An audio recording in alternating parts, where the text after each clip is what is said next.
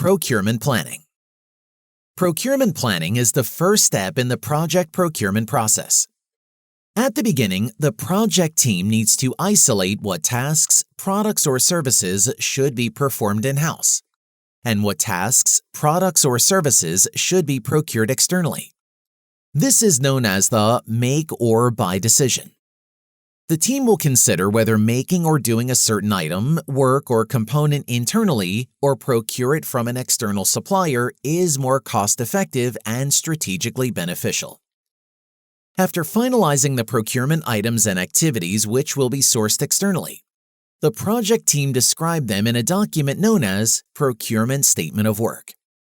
This document is a detailed description of activities, works, products, or services which need to be delivered by the supplier. After preparing Procurement Statement of Work, project team will choose a type of contract that will be appropriate for a procurement. There are 4 popular contract types to choose from: fixed price contracts, purchase order, cost plus contracts, and time and materials contracts. Let's start with fixed price contract. In fixed priced contracts, the project team and supplier agree on a well-defined procurement requirement for a set price. In case the supplier incurs more costs than the price, supplier solely bears increasing costs. That is, supplier may assume more risk here. But there are some variations in fixed price contracts which could reduce the supplier's risk. Some fixed-price contracts would allow adjustment to the price in case there are adverse economic conditions. For example, a fixed-price contract for supplying and installing interior and finishing materials for a building was agreed at a price of $3 million. As per the contract, price adjustment will be allowed if the price of materials increases due to inflation. In case there is 10% inflation, the supplier will be paid an additional 10% of $3 million, which is $300,000. That is, in total, the supplier will receive $3.3 million. Another variation of fixed-priced contracts is where an incentive or bonus is added to the fixed price. The supplier will receive bonus if they can achieve some agreed-upon criteria. For example, a fixed-price contract for supplying and installing interior and finishing materials for a building was agreed at a price of $3 million. All tasks mentioned in the contract need to be completed within 2 years. However, if all tasks are completed within 18 months, an additional payment of $500,000 will be paid to the supplier as incentive. That is, the supplier will receive $3.5 million. Now, let's discuss purchase order.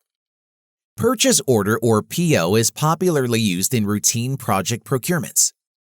A purchase order does not become legally binding until the supplier accepts it. Purchase orders can help to make quick procurements. For example, a construction project team regularly procures cement from a supplier.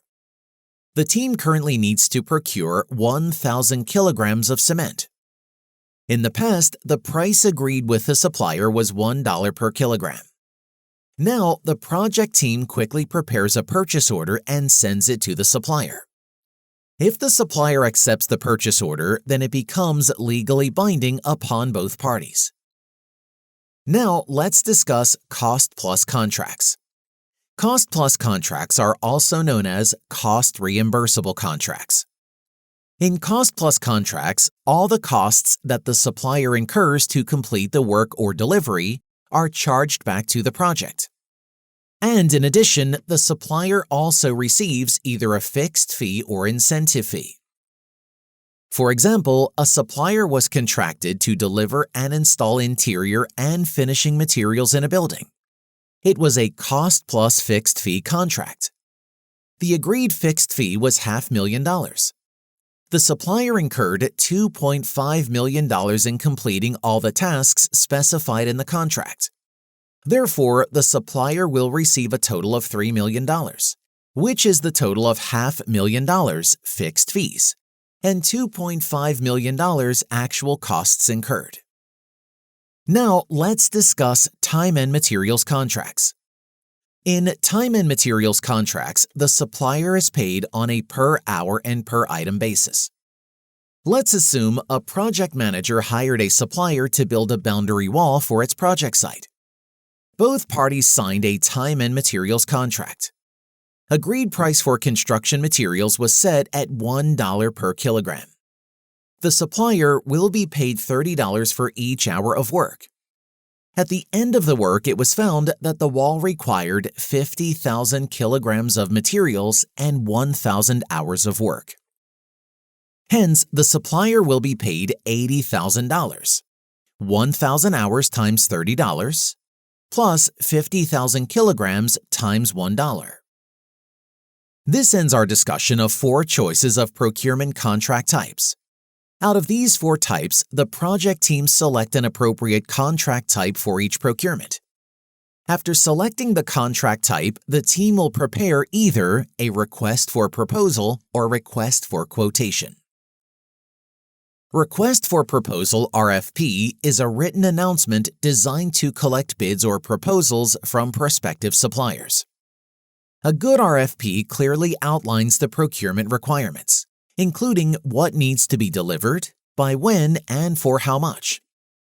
On the other hand, Request for Quotation (RFQ) is a document that asks the prospective suppliers to provide price quotes for a specific procurement requirement.